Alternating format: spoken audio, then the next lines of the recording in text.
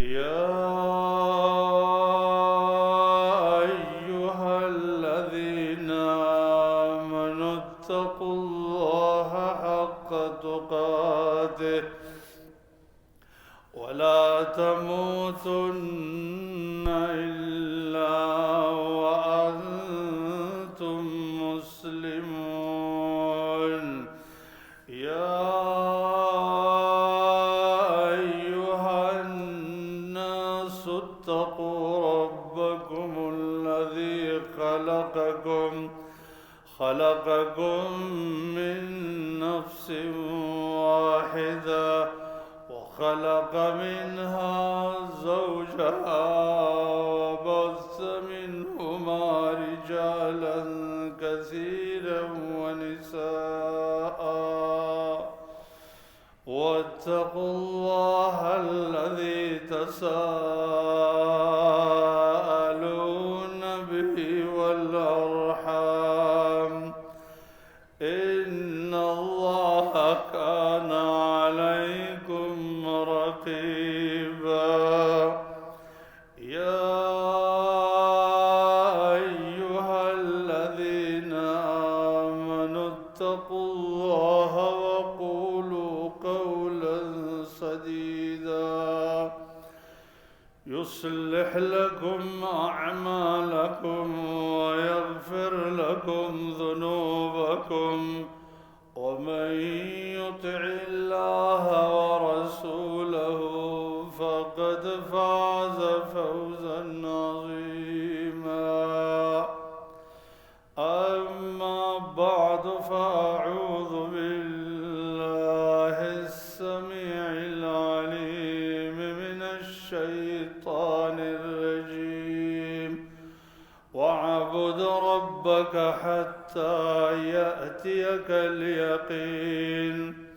اللهم صل على محمد وعلى آل محمد كما صليت على إبراهيم وعلى آل إبراهيم إنك حميد مجيد. ډیرو قدرمنو درنو او عزت مندورنو د الله رب العالمین لاک لاک شکر چې منګ او تاسو باندې د رمضان المبارک بهترین میاشت راوستله. منګ د صحت او عافیت په حالت کې پدې میاشت کې د خپل وس مطابق تاسو سنا سبندگی او عبادت وکړو. رب العالمین دې دغه عبادت په خپل در کې قبول کړي او الله رب العالمین دې مزید د نیکو اعمالو توفیق او د ګناهونو نه د پرهیز توفیق درکړي. زما خوږو او عزت مندورنو خو د مومن کو رمضان المبارک انتہا ته ورسېدو. د مومن عبادت او بندگی د رمضان المبارک په اختتام انتہا ته نه رسیږي بلکې الله رب العالمین منګه او تاسو ته حکم کړی دی چې واعبد ربک حتی یأتیک الیقین. د رب کائنات بندگی تر هغه دور پورې وکړه چې کله تا ته مرګ راشي. بیا د مؤمن بندگی د مرګ په وجه باندې انتها ته رسیږي. زما خوږو عزت مندورنو ډیر خلک منګه او تاسو وینو چې رمضان المبارک کې د الله ښایسته بندګیانې وکړي لیکن صرف د دوی خیال دا وي چې عبادت دپاره صرف رمضان المبارک دی چې رمضان المبارک ختم شو زمونږ د الله سره العیاذ بالله تعلق هم د ختم شي، زمونږ د عبادت سره تعلق هم ختم شو.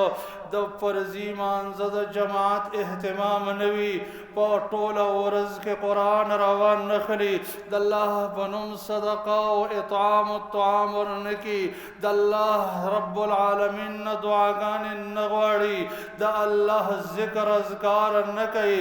زموږ خوږو وروڼو دا طریقه د قرآن او سنت د بهترینو ارشاداتو خلاف ده مؤمن به صرف یو سیزن کې یو موسم کې د الله بندگی نه کوي بلکې د الله بندگی او عبادت باندې مداومت پکار دی چې تر مرګ پورې هغه بندگان د الله بندگی کوي او د الله په بندگی باندې استقامت کوي قرآن عظیم الشان کې موږ او تاسو ته د رب کائنات په بندگی د استقامت حکم کړی شوی او هغه بندگان چې هغوی د الله په بندگی ثابت قدم اوسیږي هغوی ته د بهترینو اعزازونو شرفونو خوشخبری ورکړی شوی ده رب العالمین فرمای ان الذين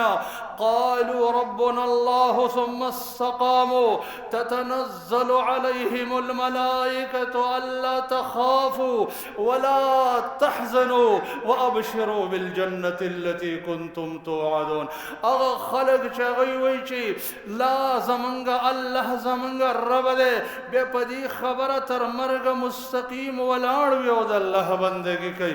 دی خلق باندې د الله د طرف نه ملائکه نازلېږي او دوی ته خوشخبری ورکوي چې تاسو یریږئ ما غمجن کېږئ ما او د جنت زیری ورته ورکوي دا خوشخبری د قبض روح په وخت کې هم ورکوي ځکه ملائکة الکرام چې د انسان د روح د قبض کولو دپاره راشي په داسې حالت کې چې دوی د الله ښایسته بندګي کړي نو ورته وایي یا أيتها النفس الطيبة اخرجي إلى رحمة الله أي پاک روحا د الله رحمت تراوزا دا خوش خبری ورتا په قبر کې هم ملاویږي چې کلا د الله صحیح بندگی کړي سوال او جواب کې د پاشي نادا مناد من السماء ان صدق عبدي فافرشوا له فرشا من الجنه وافتحوا له بابا الى الجنه الله د طرفنا आवाज وشي زما بندر اشتیا ویلا تاسو دی انسان لرا جنت طرف تکړه کوي کولو کې او د جنت خوش د جنت بسترې ورته همواره کوي دا خوش خبری د ته په قیامت کې ملاویږي هغه وخت کې چې جهنم راوړل شي وجیء یومئذ بجهنم جهنم به داسې آواز کوي ته به وایي چې د ډېرې غصې نه چوي انسانان به بېهوشه راپرېوځي په دې وخت کې به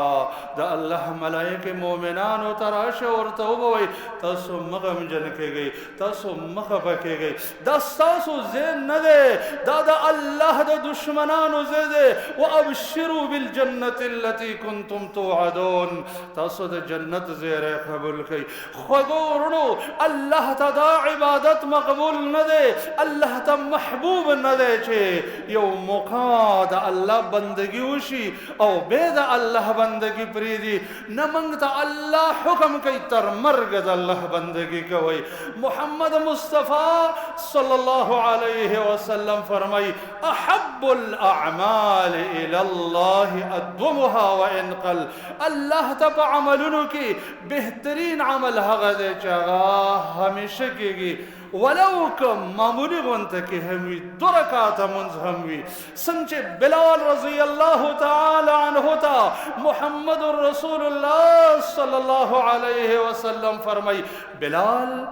ما د ځان نه مخکې ستا د څپلو کشار په جنت کې واورېدو ما ته خبر راکړه چې ته څه عمل کوې وایي زما عمل دا دی چې زه کله اودس مات کړم بېرته اودس کوم په هغې اودس باندې 2 رکعاته لمونځ کوم وایي همدغه عمل دی چې ته جنت ته دومره وړاندې کړی په دې همیشګري کوه تاسو وګورئ د محمد مصطفی صلی الله علیه وسلم ژوند چې هغه د زندګۍ تر آخرنی لحظاتو پورے دا زنکدن دا سختیو پورے دا اللہ بندگی کئی نبی کریم صلی اللہ علیہ وسلم پا مرض موت باندے بیمار دے لگو انتک چے ہوش کرالے پختنے وکڑا حل صلی الناس خلق مسکڑے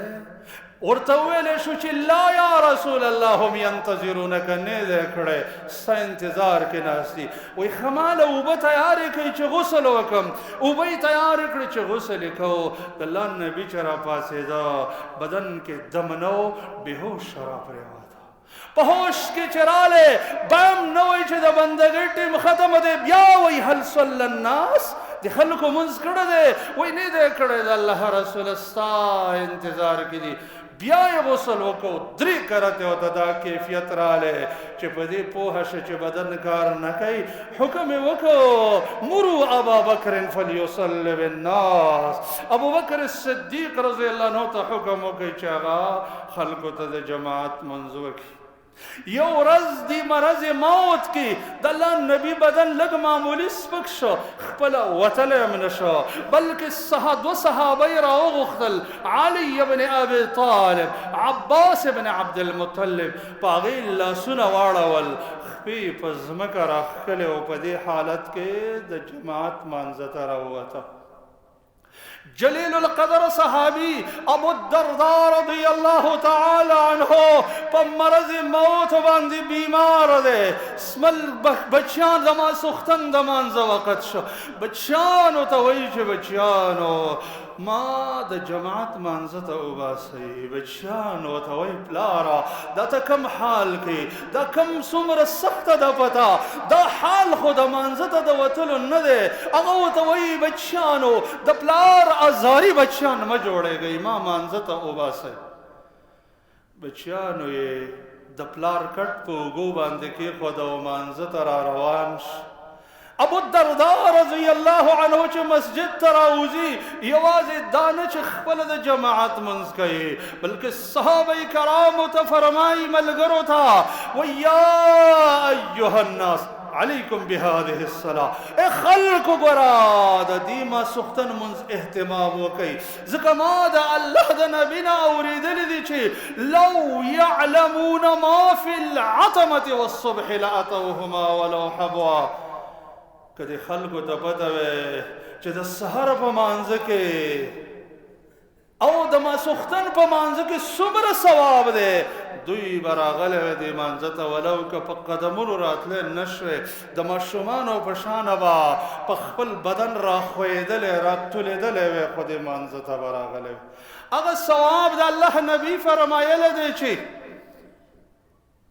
من صلى العشاء في جماعة فكأنما قام نصف الليل سوک چه دما سختن منز پا جماعت سرو کی دمر ثوابی کی گی لیکن نیمش پچے تحجد کری نیمش پی پوری تحجد کری او چه دا سہر منز پا جماعت سرو کی دمر ثوابی دا لیکن طول شپا دولس گھنٹے چه اللہ تولار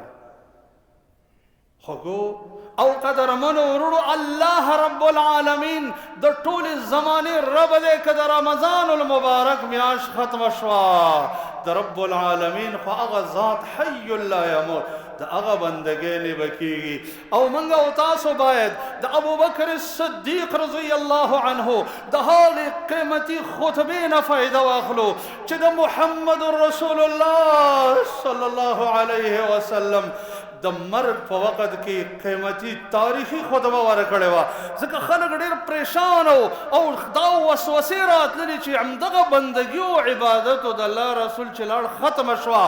آغا تا یو تاریخی خطبہ ورکڑا آغا خطبہ کی او فرمائل چی من كان يعبد محمدا فإن محمدا قد مات ومن كان يعبد الله فإن الله حي لا يموت كچاد محمد رسول رسول الله صلی الله علیه وسلم بندگی کولا هغه وفات شنو د هغې بندگی انتها ته ورسېدله او که چا د الله بندگی کولا الله حی لا یموت ذات دی هغه باندې مرګ نه راځي د هغه بندګي م انتها ته نه رسېږي موږ هم باید داسې ووایو که چا د رمضان عبادت کو خو رمضان ختم دغه عبادت هم ختم او که چا د الله بندگی کولا الله رب العالمین د ټولې زمانې خالق او رب دی د هغه بندگی به نه ختمیږي یقیني ده چې موږ خو د الله بندگی کولا الله هغه ذات چې هغې باندې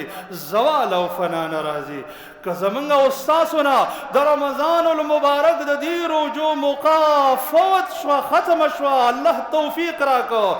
خو د روجې موقع ختمه نه ده دې نه وروستو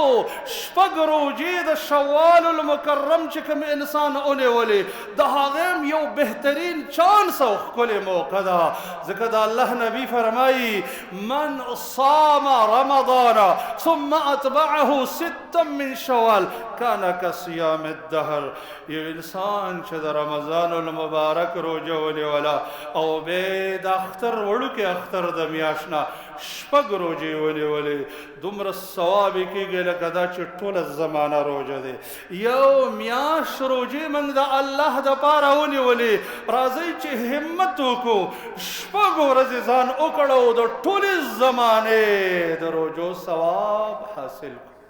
که موږ او تاسو نه د دغې تراوو قیام رمضان موقع لاړه نو قیام اللیل خو باقي دی هغه بهترینه موقع خو موږ سره شته په هره شپه کې چې رب کائنات د نږدې اسمان ته راکوزیږي آواز کوي هل من سائل فاستجیب له وهل من مستغفر فاغفر له څوک نشته چې په زړه یې کوم ارماني مانې وغواړي او زه یې ورکم څوک نشته چې ګناه یې کړی په خپله ګناه پښیمانه او هغه توبه وباسي او زه توبه قبوله کم زه ورته معافي وکړم داسې یو روایت کې راځي چې هل من مکروب فاکشف عنه د چا په زړه کوم غم نشته چې ما ته خپل غم را پیش کړي او زه یې دا غم ختمه کړم څوک نشته چې هغه غمزدی ما ته د خپل غم پر یاد وکړي او زه یې ختمه کړم ولې نشته زمونږ او ستاسو زړونه خو د غمونو کړاوونو پریشانیانو نه ډک دي هر انسان ته د هغه د شان مطابق پریشانی ده خو رب کائنات آواز کوي او موږ غافل یو په کار دا ده چې دا غفلت ختم کړو که د رمضان المبارک د قیام د تراوو موقع لاړه د اشراق څاښ د صلات الضحا موقع خو باقي ده که نه چې دو رکاته منځ دی او د څلور د 360 صدقاتو په ځای باندې قایم دی نبی صلی الله علیه وسلم فرمایي د بني آدم 360 بندونه دي د چې د صحت په حالت کې سبا کې په کار دا ده چې د هر بند د صحت د وجه نه یو صدقه ورکړي چې روغ صحت باندې ما سبا کو بیا 360 صدقې به څنګه ورکړي د الله نبی فرمایي سبحان الله یو صدقه ده الحمدلله بل صدقه ده الله اکبر بل صدقه ده امر بالمعروف چاته د کو هدایت کول رهنمایی کول بل صدقه نهی عن المنکر بل صدقه کدا ټول نشي کوله نو 2 رکعاته د څاښ په وخت کې د 360 صدقو په ځای قایمیږي څومره ښکلې موقع موږ سره پاتې ده موږ او تاسو سره د 4 رکعاتو د څاښ مونځ د اشراق مونځ موقع باقي ده چې د کوم په باره کې رب العالمین فرمایي ابن آدم ارکع لي 4 رکعات اول النهار اکفک آخره ای د آدم علیه السلام بچیا د ورځې په اول کې 4 رکعاته مونځ ما دپاره وکړه د ورځې د آخره پورې د ټولو غمونو کړاوونو مشکلاتو به